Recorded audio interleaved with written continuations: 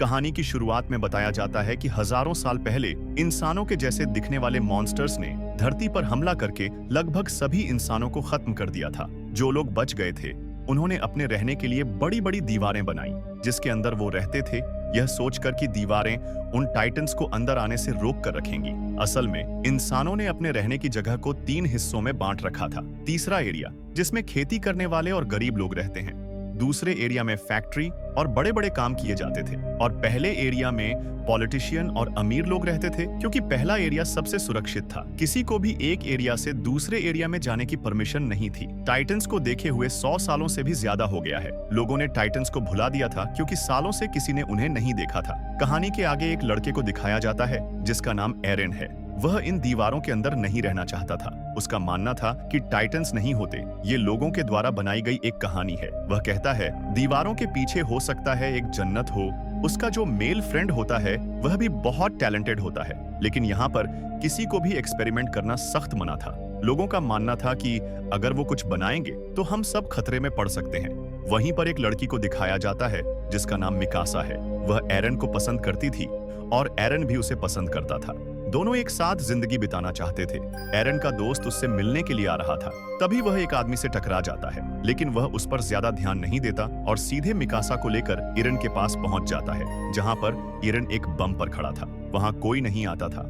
सब डरते थे कि कहीं बम फट न जाए, इसलिए इरन को वहां पर रहना अच्छा लगता था। मिकासा पूछती है दीवारों के पीछे क्या है, लेकिन इसके बारे में वहां किसी को पता नहीं था। तो वह तीनों दीवारों के पास जाने का डिसाइड करते हैं, जहां आम लोगों का जाना सख्त मना है। सोल्जरों से बचते बचते तीनों किसी तरह दीवार के पास पहुंच जाते हैं, लेकिन थोड़ी ही देर में सोल्जर उन्हें देख लेते हैं और उनमें हाथापाई शुरू हो जाती है। तभी बड़ा अफसर आकर उन्हें रोक देता है और सोल्जर्स को वहां से जाने को कहता है क्योंकि वह एरन को पसंद करता था। उसे एरन में एक जुनून दिखता था। सभी बातें कर ही रहे थे कि तभी जमीन जोर जोर से हिलने लगती है। जब वह ऊपर देखते हैं तो हैरान रह जाते हैं। उन्हें अपनी आंखों पर यकीन नहीं हो रहा था क्योंकि ऊपर दीवार से भी बड़ा मॉन्स्टर टाइटन खड़ा था, जिसे जाइंट कहते हैं, जिसके पूरे शरीर से आग निकल रही थी, मानो उसके अंदर लावा भरा हो। जाइंट जोर जोर से दीवार पर पैर मार रहा था, जिसके कारण वहां पर एक बड़ा सा होल हो गया था।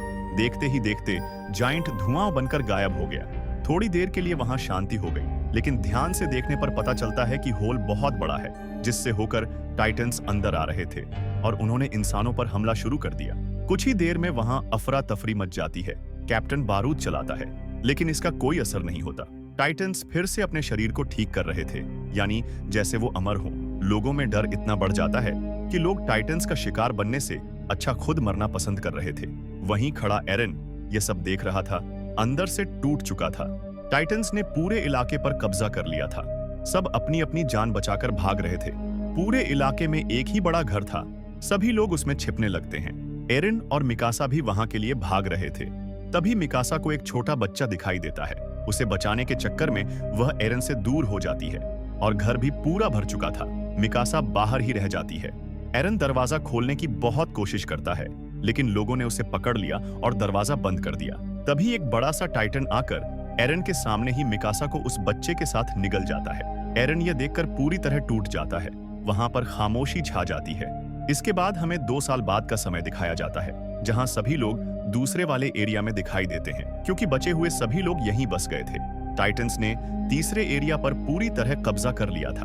दूसरे एरिया में ज्यादा लोगों के आने से खाने की कमी पड़ रही थी, जिसकी वजह से लोग मर रहे थे। इन सब से बचने का एक ही उपाय था, टाइटन्स से अपना एरिया वापस हासिल करना। इसके लिए कमांडर ने 2 साल की मेहनत से एक टीम तैयार की थी, जिसमें एरन और उसका दोस्त भी शामिल थे, क्योंकि उन्हें मिकासा की मौत का बदला लेना था।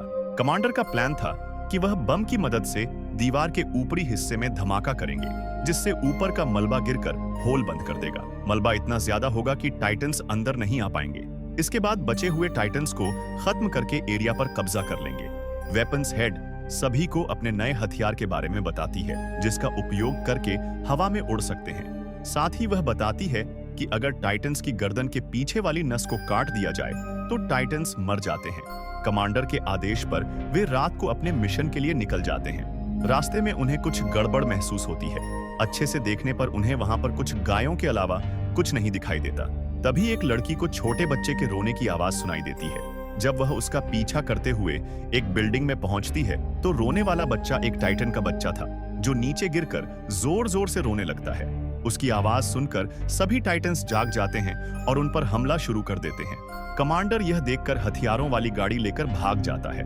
वहां टाइटन्स लोगों को बड़े ही बेरहमी से खा रहे थे। एक टाइटन एरन के दोस्त को पकड़ लेता है लेकिन दूसरा सोल्जर उसे बचा लेता है। फिर भी सभी लोग पूरी तरह टाइटन्स से घिर चुके थे। तभी कहीं से एक लड़का आकर टाइटन्स को मारना शुरू कर देता है जिसका नाम शिकिसिमा है। देखते ही देखते शिकिसिमा टाइटन्स को खत्म कर रहा था। उसका एक और साथी था जो और कोई नहीं मिकासा ही थी। असल में वह जिंदा थी और उस दिन बच गई थी। दोनों मिलकर लगभग सभी टाइटन्स को खत्म कर देते हैं और दीवार की ओर निकल जाते हैं। हैरान करने वाली बात यह थी कि मिकासा एरन को इग्नोर कर रही थी। शिकिसिमा एरन को बताता है कि कैसे अपने गुस्से का उपयोग करके टाइटन्स को खत्म करना है। दूसरी तरफ कमांडर हथियार गाड़ी में लोड करने लगता है क्योंकि उसने उन्हें छिपा दिया था। वह बताता है कोई तो है हम में से गद्दार जो हथियारों को चुराना चाहता है। तभी टाइटन्स हमला कर देते हैं और एक एक करके लोगों को खा रहे थे। भाग दौड़ में चोर मौका देखकर गाड़ी में बैठ जाता है और भागने लगता है, लेकिन एक लड़की आकर उससे गाड़ी छीन लेती है और सीधे जाकर टाइटन्स के बीच में क्रैश कर देती है जिससे एक बहुत बड़ा ब्लास्ट होता है। लेकिन टाइटन्स को इससे भी कुछ नहीं होता। टाइटन्स आगे बढ़ रहे थे। तभी एरन को शिकिसिमा की बात याद आती है। उसे हिम्मत मिलती है और वह सीधे जाकर टाइटन से भिड़ जाता है। कुछ टाइटन्स को मारने के बाद एक टाइटन उसके पैर को दांतों से काटकर उसे छत पर फेंक देता है। वह बहुत बुरी तरह घायल हो चुका था। इसी समय एरन के दोस्त को एक टाइटन पकड़ लेता है। सभी लोग टाइटन पर हमला करते हैं लेकिन उसका कुछ नहीं होता। एरन चाहकर भी कुछ नहीं कर पा रहा था। उसकी हिम्मत लगभग खत्म हो गई थी, लेकिन वह हार नहीं मानता और सही समय पर जाकर दोस्त को टाइटन के मुंह से बाहर निकाल लेता है, पर टाइटन उसे निगल जाता है। उसका सिर्फ हाथ बचता है। एरन देखता है कि वह उसके पेट में है और धीरे धीरे पच रहा है। जब मिकासा को यह पता चलता है तो वह अपना होश खो देती है और सीधे उसी टाइटन को मारने के लिए जाने लगती है, लेकिन उसका गियर खराब हो जाता है जिससे वह बुरी तरह नीचे गिर जाती है। उसके सामने वही टाइटन खड़ा था जिसने एरन को खाया था, लेकिन तभी टाइटन को अपने पेट में कुछ महसूस होता है और थोड़ी ही देर में टाइटन का मुंह चीरता हुआ एक और भयानक टाइटन बाहर आता है। वह सभी टाइटन्स को एक एक करके मारने लगता है। ध्यान से देखने पर पता चलता है कि वह कोई टाइटन नहीं बल्कि एरेन ही टाइटन बन गया था। थोड़ी देर बाद एरेन कमजोर होकर जमीन पर गिर जाता है। दूर खड़ा शिकिसिमा कहता है उसकी गर्दन को काट दो। किसी को समझ नहीं आता, लेकिन मिकासा वैसा ही करती है। वह उसकी गर्दन पर एक कट लगाती है जिसके अंदर से एरेन निकल आता है। हैरानी की बात यह थी कि उसके पैर और हाथ बिल्कुल ठीक हो चुके थे। सभी लोग यह देखकर चौंक जाते हैं, लेकिन शिकिसिमा मुस्कुरा देता है जैसे उसे पहले से पता था कि ऐसा होगा। यहीं पर मूवी का पहला पार्ट खत्म होता है। अगर आप दूसरा पार्ट देखना चाहते हो तो कमेंट करें। पार्ट 2 अगला पार्ट जल्द ही आ जाएगा। आपको मूवी अच्छी लगी हो तो वीडियो को लाइक करें और ऐसी ही मूवी एक्सप्लेनेशन देखने के लिए चैनल को सब्सक्राइब जरूर करें। धन्यवाद।